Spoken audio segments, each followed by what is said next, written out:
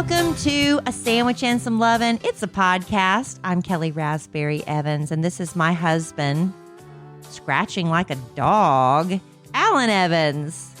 Hello, I'm Alan. A train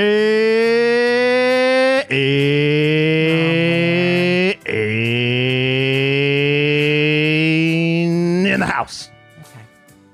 I like when you just did the regular ones. Why are you scratching yourself? You've been hanging out with the dogs too much? Been hanging out with the dogs a lot. I've been having a lot of QT. That's quality time.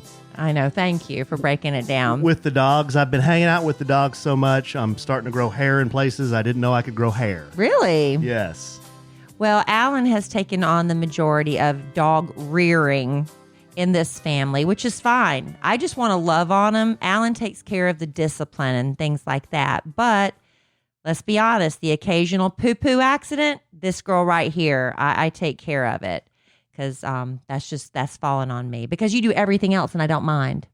Well, and let's, discipline is, some people have a negative connotation of the word discipline. Discipline just means that dogs like, structure? They like structure. Much like children. Much like children, exactly. They balk at it, but they thrive within structure. Absolutely. So I think some of this podcast, we're going to talk about some of those details. I think a lot of it's going to be about that. If you have a dog that you have problems with, if you're thinking about getting a dog, a lot of dogs, well, not a lot, but some dogs do have behavioral issues.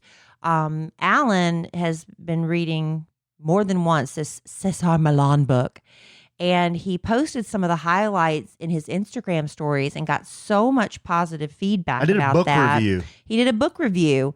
And, a lot of us, we don't want to sit down and read Cesar Milan's book. I'm sure he's a lovely man. I've actually met him. He was very nice. Dime. You didn't ever tell me that. I have met Cesar Milan. When did you meet Cesar Milan? He autographed that book I've got up there, Dogs and Their Owners. When?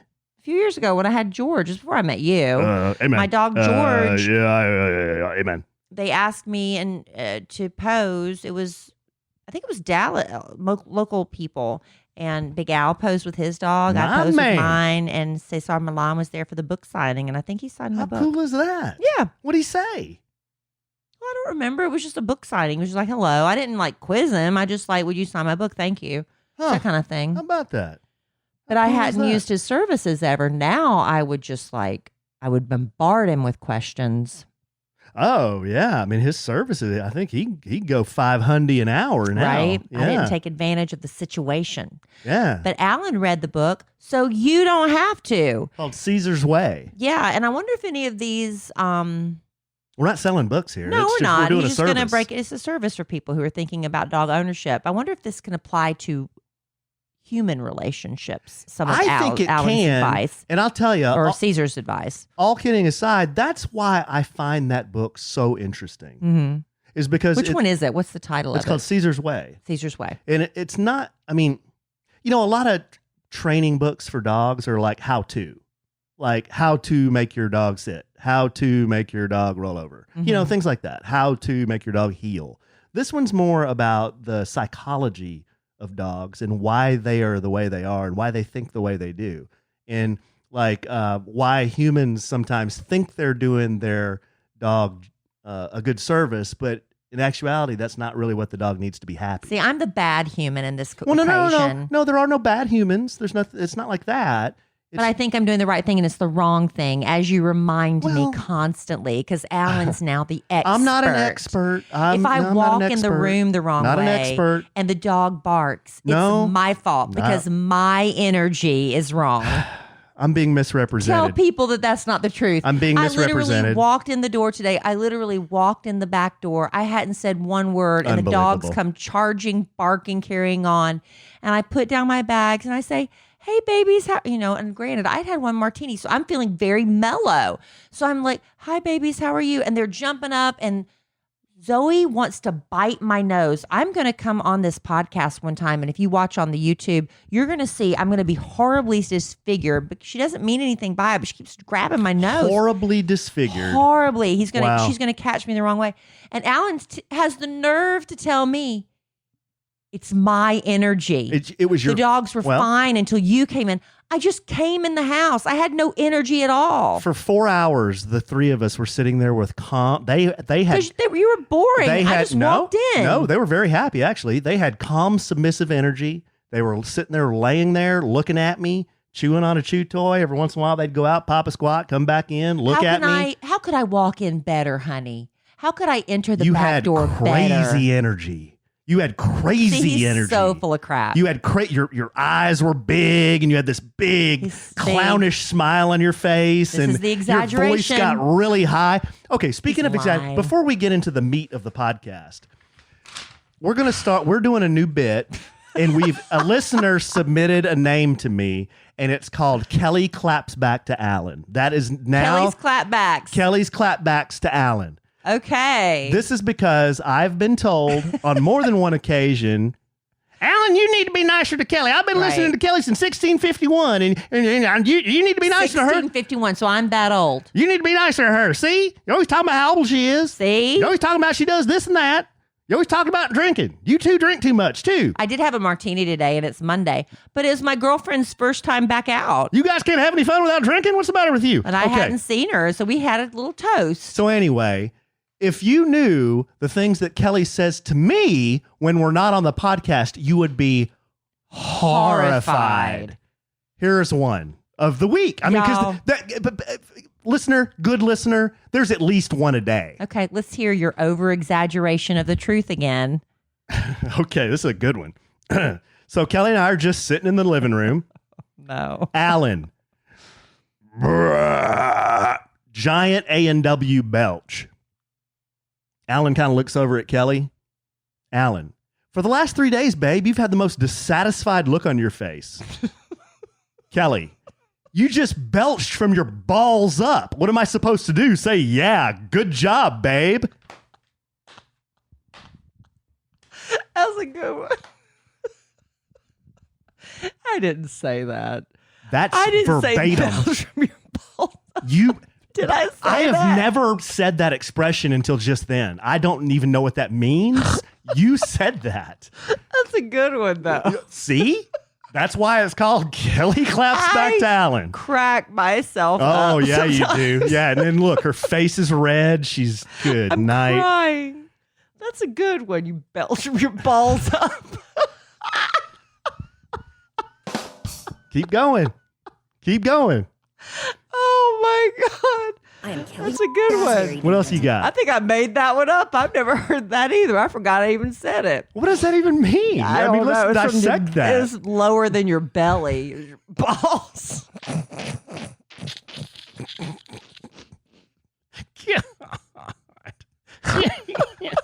It's just so awful.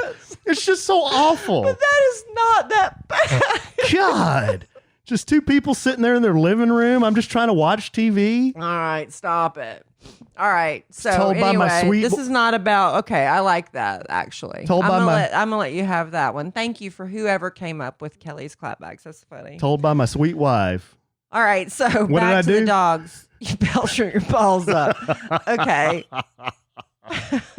God. So sometimes Alan may question my love, but he shouldn't do that. But if you've ever questioned whether or not your dog really loves you, have you ever looked into your dog's face and you just feel like your souls are connecting on a certain level? I feel that.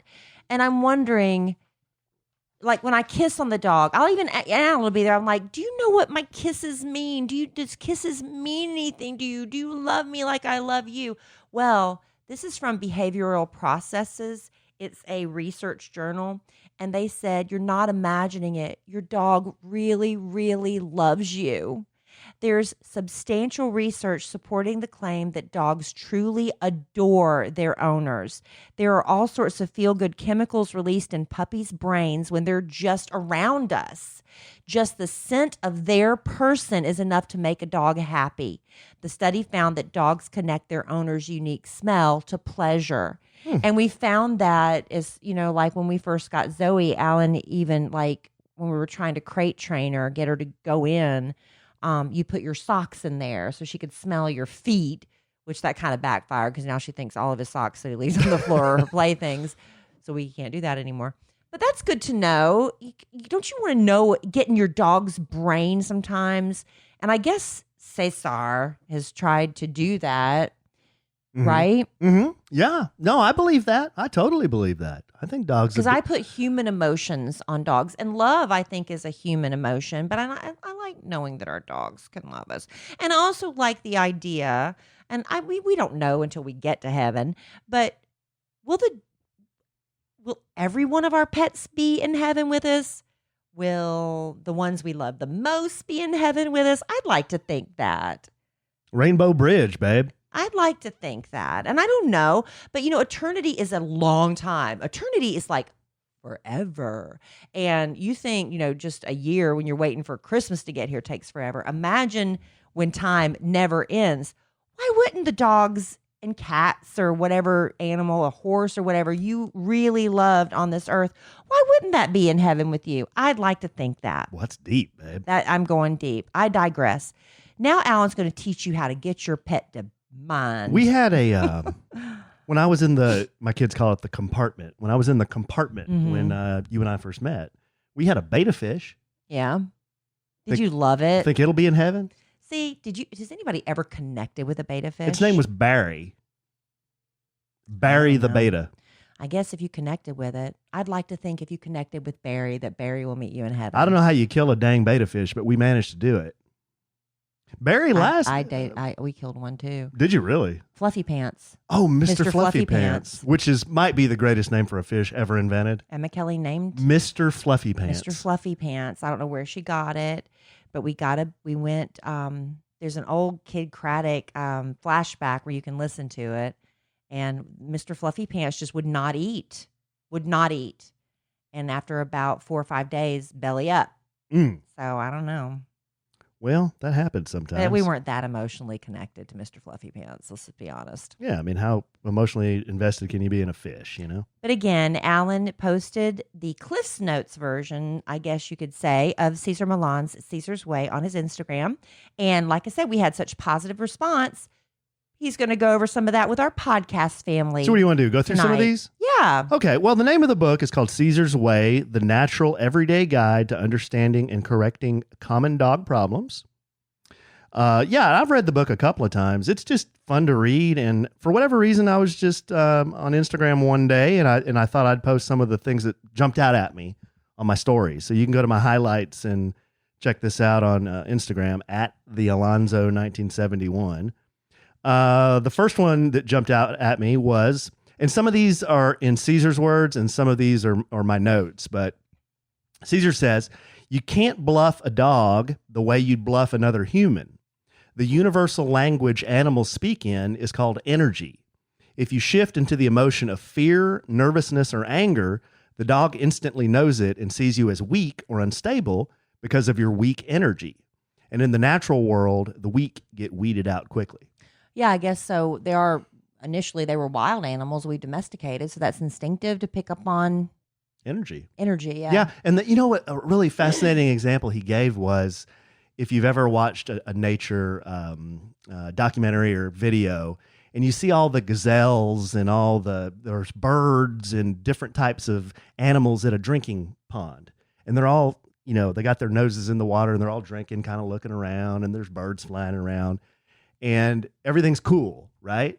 But as soon as something happens, like somebody smells a predator or somebody sees a predator, the energy changes. And all the animals are able to feel it and communicate that way. And they take off running. That's how they speak. That's what he meant fight or flight by the universal language. I thought that was just fascinating. So our energy, as Alan said, when I walk in a room, my fault. Well, no, he talks a lot about energy. That's his big thing. Right. And if you get crazy excited, your dog gets crazy excited. Also, if you get really, really angry and start yelling at your dog, that doesn't happen in the natural world. Like, wolves don't go crazy and yell at other wolves. Right. So they see you as unstable. They don't listen to that. That's not how they communicate. Okay, so here's another one. Talking about communication. He says, to better communicate with your dog, and my note is, and other humans, I think, Cesar says, you must project a calm, assertive, not aggressive energy. A calm, assertive leader is relaxed, but always confident they're in control. Calm, assertive leaders dominate the animal world. In the human world, they are very few and far between. Oprah Winfrey and Ronald Reagan are two examples of human, calm, assertive. So think about my favorite president, the lion pride leader, the head lion. I mean, you ever seen a picture of that guy walking around? That's calm and that's assertive. And then if he needs to, he needs to discipline somebody in the pride, he does. But that's that's kind of an example of, in the animal world, that's the wolf pack leader, calm, assertive.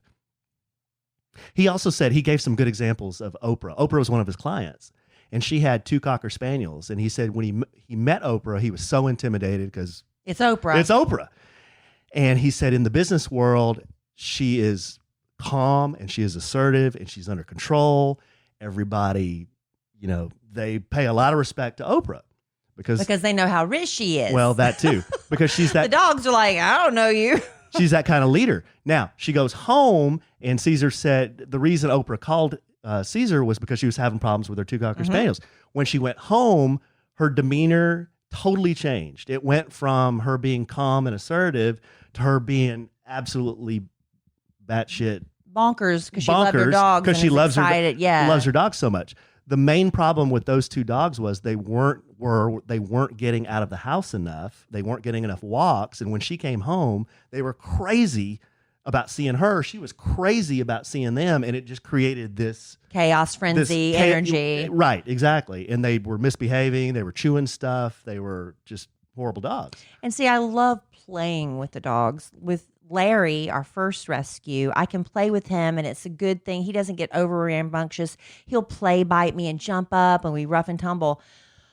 With Zoe, she's a lot more aggressive, and I'm afraid she doesn't know how to bite soft yet. And so I'm afraid that's what I was saying. She's going to just like take my nose off, but she's only playing. She's not mad. So I need to control the way I play with her. Huh? Yeah. Until she's better able to play. Well, and she's a puppy. She's learning. But I can do it with Larry. She's learning how hard she can bite. Yeah, I can do it with Larry, but not with her yet. She's still learning that. But I thought that was interesting that he also talks a lot about how, as pet owners, and I'm like this, all of us are like this, really, who have pets, probably. You just want to love your dog and your cat and your pet and just give them the best and give them treats all the time. And just love them, love them, love them. And Cesar says only when he came to America did he see dogs that had all sorts of behavioral issues, because Americans, they start with love instead of, and we'll go into this in just a second. Cesar says the first thing a dog needs is exercise. Exercise, then discipline, then affection. Whereas Americans are affection, affection, affection. Like they rarely walk their dogs enough. They rarely have boundaries for their dogs, and it creates a dog that's unstable. Yeah. So it's our fault, America. Well, and he said, look, there's nothing wrong with loving your dog. I mean, love your dog. Love your dog. We have good intentions. We're just screwing up our dogs. Absolutely. But then also remember that your dog is an animal that has descended from a wolf. And animals like that, there are certain things that their brains are wired for. Exercise is one, discipline's another. Okay, here's another he says.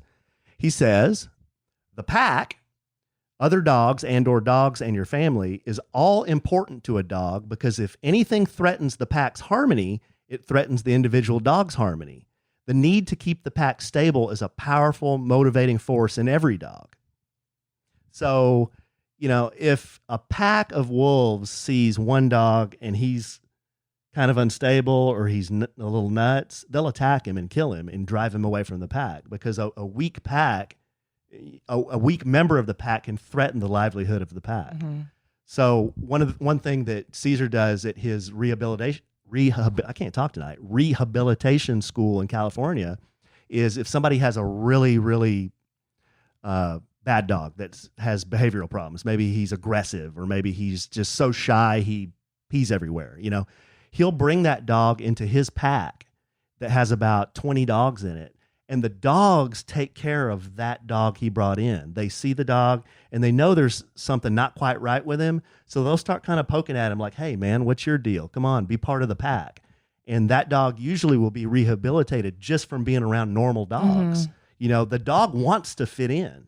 And if he doesn't fit in, then the dogs will take care of that, and kind of, shun him. Oh. But almost all the time, the dogs... It works. It works. Normally. Yeah, it works. It's amazing how he talks about that. Maybe we should get him to take Larry for a minute. Larry's having problems. Larry's digressing. No, I think Larry's doing okay. Do you? Yeah, I think he's doing a lot better. All right. He hasn't growled at Zoe all day today. Not one time. Okay. He's doing a lot better. Good. Because I just feel like his... See, here's me putting my human emotions on it. I just feel like he's just so sad all the time. Well, he's always been kind of Eeyore, but I know. Now he's not fighting, which is good. Yeah. Okay, here's another thing he says. Humans are also a pack-oriented species. Our packs are called families, clubs, teams, churches, and companies, and governments. Humans are the only species that will follow an unstable leader. Dogs and other animals will only follow a stable leader with calm, assertive energy. Isn't that interesting? Mm-hmm. We're the only ones that'll follow a nut. A zealot. Yeah. I mean, if there was an equivalent of Hitler in the wolf world, they wouldn't follow somebody like that, That was very interesting. Here's another one. Aggression in a dog isn't natural. Even wolves are rarely aggressive toward each other or to humans. Aggression isn't really an issue. It's the outcome of an issue. Aggression develops when a dog's issues aren't dealt with and when frustrated energy has no release. Now, he talks about a lot of different breeds of dogs, and I know there are some breeds of dogs that get singled out as, oh, that's a dog that you can't have around kids, or that's a dog that's going to bite you. It's not usually the breed that's the issue. It's the way the dog is socialized when it's brought up. It's the way the dog is trained after it's a puppy. That's what's important. And I know Kelly's Kelly's not on board with certain breeds. Risk it. I know. I would not even risk it. I know. And there's a lot of data that says X breed is the one that bites the most people. But I think X breed probably has the most irresponsible pet owners too, So you got to remember that. I'm sorry, y'all can be mad at me, but I'm not taking one of those. You got to remember that. He says, self-esteem in a dog doesn't mean that a dog thinks it looks like what it looks like, or if it's popular. Dogs' self-esteem is related to energy, dominance, and submission. Dogs with low self-esteem are submissive, weak energy, weak-minded dogs who may suffer from fears, panics, phobias, and anxiety. So he talks a lot about... That was a lot to digest. Yeah, he talks a lot about dogs that they have crazy anxiety. Like there was one that if he got near a tile floor, he would freak out. He would absolutely freak out, start spinning in circles, barking, run away. Because it was too slippery? Because he fell on it one time. Oh. And from that point, it was like a traumatic event. He would never go near the tile floor. So he talked about how he changed that dog's energy from being, weak to being confident. It was a process he had to go through. But I do remember like the first time we ever, not with you, Alan, but like with other dogs, I'd take them to the groomer to get them groomed for the first time, and they'd come home, and it's like they were almost embarrassed because they had a haircut. Really? Have you ever seen a dog act embarrassed? I have noticed that. Am I reading a human emotion into it? But he'd come home and be like, look at your cute little haircut, and they'd be like, put their head down like they were embarrassed because their coat was gone. Maybe. I don't know. What does Cesar have to say about that? He doesn't talk about embarrassment, but that's... I think dogs can be embarrassed. You think so? That's definitely a human thing. Well, you've seen dogs. They know when they've done wrong, and they'll put their head down and they'll run in the corner and stuff. Yeah, that's because your energy is angry. But sometimes they'll do it before you even discover it. They know your energy is going to be angry. Okay, let's go to the next one here. Oh, here we go. Alan's got a little slide presentation. Yeah, I do. It's on my phone. Okay, this is the piece of it that I never thought about until I read his book, and I'm really trying to do this with our dogs. He says, to have a well-balanced dog, you must provide 3 things: exercise, discipline, and affection, in that order. He says, why? These are the way wolf packs are run. The hunt every morning is the first thing that wolves do. And that, to a dog, that's exercise in the morning. He's getting out in the morning looking for stuff. And then consistency, rules, and boundaries from a calm, assertive leader. That's the discipline. That's what the wolf pack leader does. And then after that, after they've gone on the hunt, after they've, the wolf pack leaders got them in order, then they play. Then they roll around and kind of mouth on each other and play and have fun. Everything is earned. Nothing is just given in the pack. So he talks about a lot of times people put a human scenario on a dog. Like, if you're a good dog, I'm going to take you to the dog park. Well, that doesn't really work with dogs like it would a kid. To a dog, the process is the reward. Like, being on the walk is the reward, you know? Having a stable pack leader where I know, oh, okay, this is what I'm supposed to do. I'm the dog and I get it. This is my leader and I'm cool with that. That's part of the process, and that's what the dog needs to be happy. And also just letting on the dog walks. I remember just from watching Cesar when he was on like Oprah many years ago with my dog George, that whole thing you do to him to kind of get their attention, because George used to pull me on the leash and I did not like that. So I had to train him to walk next to me. And by watching, and you work with Zoe a lot because she's just unrestricted puppy, but Alan makes her walk right there to his left. She has to walk with him, not ahead of him. And it takes time. It's not like a one day fix. No. And he will, if she starts straying and I'm walking with Larry in one direction, he will peel off and he'll go practice with her, sitting, stopping, starting, go. You do what I say. And she's getting it. Yeah, she is. But she is, I guess, bending to your authority. Is that the word I'm looking for? She's just trying to figure out, like, who am I supposed to follow? Because if I'm not going to follow you, then I'll be happy if you follow me. Right? That's how dogs are. It's like, okay, I'm totally cool with you being the leader. Just be the leader, right? But if you're going to show me that you're not the leader, then I am going to rule the house. And I don't know a lot. I mean, there are a lot of people where their dog rules the house. Right. And with Alan, when him working with her so hard and training her to walk with him, it's like, man, what a beating.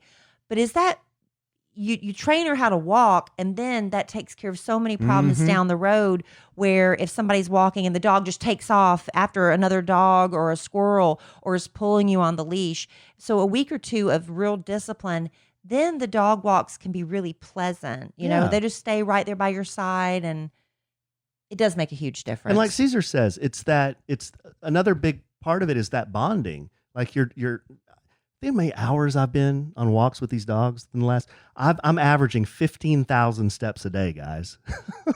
I mean, we are them twice a day. We are walking a lot. But we've also learned that Larry cannot walk as much. Larry is not physically able to walk. He's a smaller dog. He's a smaller dog, shorter legs. Zoe is a schnauzer with long legs. She's lean. She's muscular.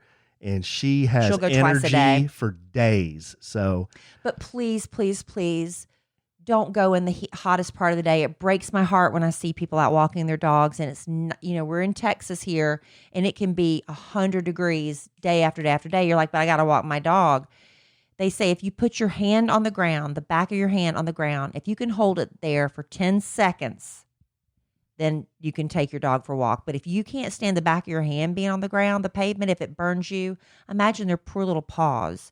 So you've got to go really, really early in the morning or late at night after the ground is cooled off. But please, please, it breaks my heart when I see those poor dogs out there walking, and I know their paws are scalding. Yeah, that's a good tip, babe. Cesar also says, if a dog gets sick, say diagnosed with cancer, he does not perceive illness the same way we do. The dog doesn't think, oh my God, I've got 6 months to live. I wish I had taken that vacation. Then what do the humans do? We flood the dog with sad mourning energy every time we look at it, which does nothing but create a negative environment for the dog. Dogs live in the moment, regardless if they have cancer or not, or if they are blind, or if they are deaf. Dogs live in the moment every single day.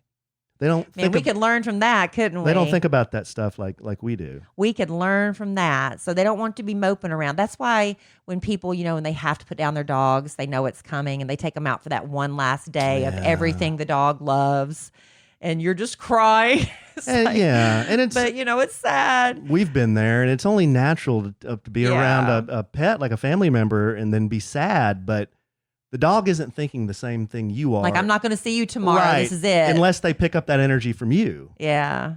Oh. He says, human beings, and to that point right here, human beings are the only animals that actively dread death, obsess over it, and grieve over it before it happens. Yeah. A dog lives in the moment, every day. Dogs do grieve the loss of a pack member, but for most animals, grief is a phase they pass through quickly on the way back to balance. I mean, they just, dogs don't have a memory like we do. They don't dwell on it like we do. And he goes into some examples how dogs, if their owner dies, they mope around. Yeah. They mope around. They're sad. Member of my pack is gone. Right, member of the pack is gone. Yeah. But the dog gets back into balance eventually. They don't stay like that forever. And I think this is the last one. Cesar says, we need dogs more than they need us. If humans were to disappear from the earth tomorrow, dogs would manage to survive. They would return to hunting, establishing territories, and raising puppies. Dogs don't need humans to be balanced. Most of the difficulties and instabilities domestic dogs suffer from arise from being in unnatural situations, behind walls or in a house or crate all day in this modern industrialized world. So I thought that was interesting. You got to be, and I know a lot of people are very responsible, but if you don't think you can walk your dog every day, or maybe you live in an apartment and you can't get home to walk or check on him or walk him, it's just not a good thing to leave them cooped up 8-9 hours. It's just not good for the mental health of the dog. Yeah. Unfortunately, our situation's flexible enough where we can spend a lot of time with them. So that's good. So those are some of the little tips Alan shared from Cesar's way. Oh, here's one more. One more. I thought you were done, babe. Sure. You want one more? Okay. Dogs don't care if their collars have bling, or if you live in a big house, or if you even have a job. Some of the calmest, most content dogs live with the homeless. He said, watch a dog that's with a homeless person sometime, and they're just sitting there panting, just sitting there kind of looking around, very calm. Dogs care about the solidarity of the pack, bonding with the pack during migration, exploring their world, living the simple joy of a simple moment. When we humanize dogs, we cut off the vital lessons they can teach us, how to experience the world and live every moment and every day to the fullest. I just thought that was very, very interesting. Very helpful. Very interesting. Thank you, to me, Alan. It is. And I've just got to stop, putting my human emotions on it. Well, and Alan, a couple of podcasts ago, it might have been last one. I can't keep track. We were talking about how I was kind of upset with Zoe because she had destroyed Larry's love, his little baby, his devil baby. And Alan threw it away before I got home. But then once Alan heard how upset I was over that, unbeknownst to me, Alan went and dug the baby out of the trash. And he was going to fix it and surprise me with it, but I saw it. That's all right. I can fix it. Yeah, so he saved the devil baby. The baby's still alive. The devil baby has been It's on life support. Saved. It's on life support. Now. So that was very nice because I was I was hurt for Larry, but you know what? Larry's fine. Larry got over it, right? Oh, Larry's fine. Larry's fine. He'll be fine, babe. He really will. I hope so. I notice every day, like, he's getting a little bit better. Zoe's always like up in his grill, and he's just kind of like, okay. She's trying to get him to play with her. She'll get right in front of him and go, ha, with both of her paws, and he's not ready to do that yet. But he'll get there, we hope. He'll get there. He acts like an old dog. He acts like an old man, doesn't he? Like an old dog, and he's not even 3 yet. He just acts like he's grumpy. Yeah. He's that old man that lives in the house and yells at people to get off his lawn. Yeah. That's Larry. He doesn't move. He doesn't go anywhere fast either. No. Like, he ambles. Yes. Zoe is like the Tasmanian devil, and Larry ambles. But he's so cute. I love him much. He's very cute. He's very cute. I have a question for you. Do you ever find yourself standing in the vitamin aisle and you're just staring? All the time. Because vitamins and supplements, yes, they are important. But I do not know what the heck I'm supposed to be taking, right? There's always some study like, you need this. No, you need that. We're not getting enough of this. It's confusing. And that's why Alan and I both love Care Of. Care Of. There's no more guessing about what our bodies need. What I need is way different from what Alan needs. It's different from what you need.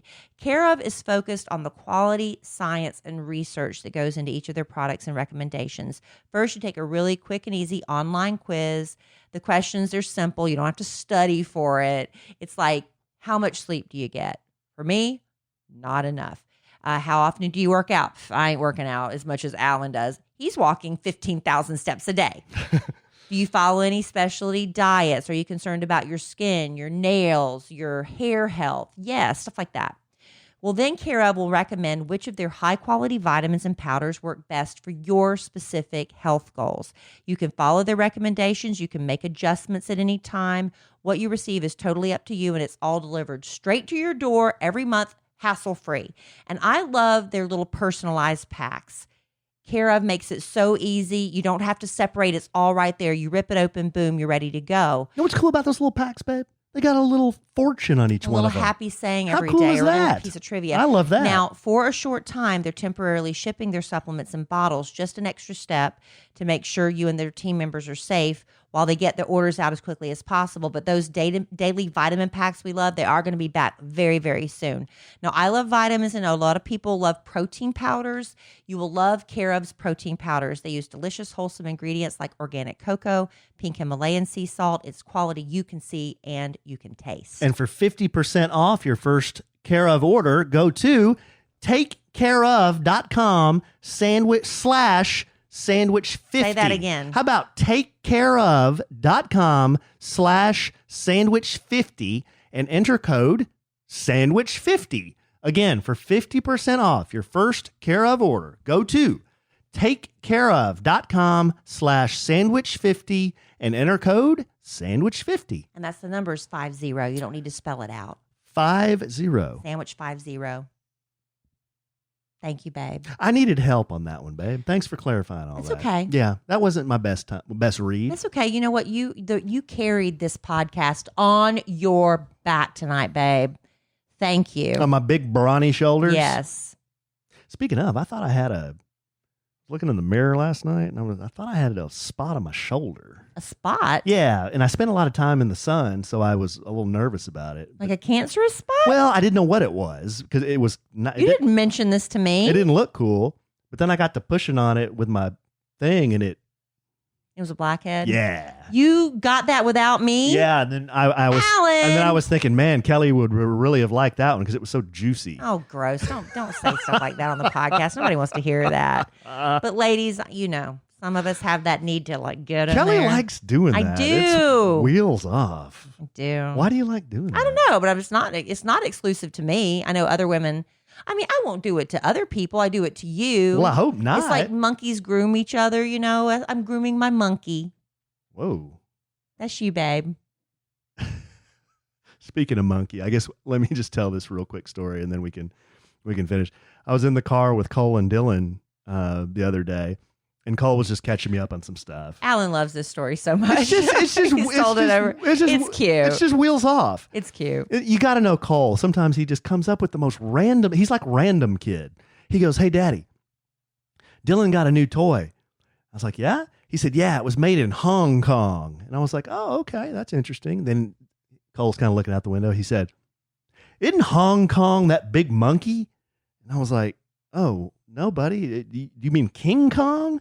And he's kind of looking at me. He goes, "No, Donkey Kong."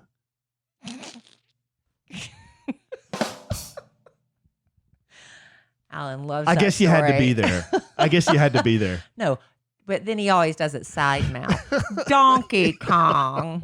It just is. It's so random. It's cute. Why would he say Hong Kong and then think of Donkey Kong? I don't know. Oh, okay. All right, babe.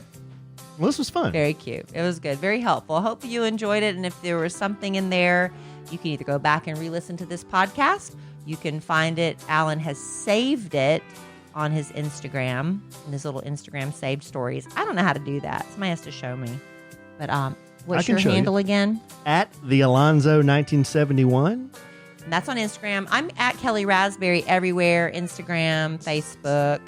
I went ahead and got a TikTok. I'm not posting on it, but I just thought I better have it just in case. I'm too old for TikTok, let's just be honest. Yeah, maybe. A lot of you moms are too, and y'all need to stop it. Just saying. The podcast has social media, at A Sandwich and Some Lovin' on Instagram. We have Facebook too. We also record on YouTube if you want to see our ugly mugs at home recording. Why would you say that? Well, see my ugly mug. Why would you say that? Kelly's beautiful mug. Oh, wow. Kelly's got got her hair did. She's got a flowing chestnut mane. It's a little shorter. Just a little bit. She got her Botox on. I did. Ooh, smooth forehead. Feeling myself. Getting back to normal. Showing ample cleave in this dress you have on. Thank you. All right, babe. Thank you for noticing. Well, I love you desperately. I love you. I love those dogs desperately. I love your cleavage desperately. But I'm sure we'll podcast again real soon. All right, honey. And in the immortal words of the great Keanu Reeves, life is good when you have a good sandwich.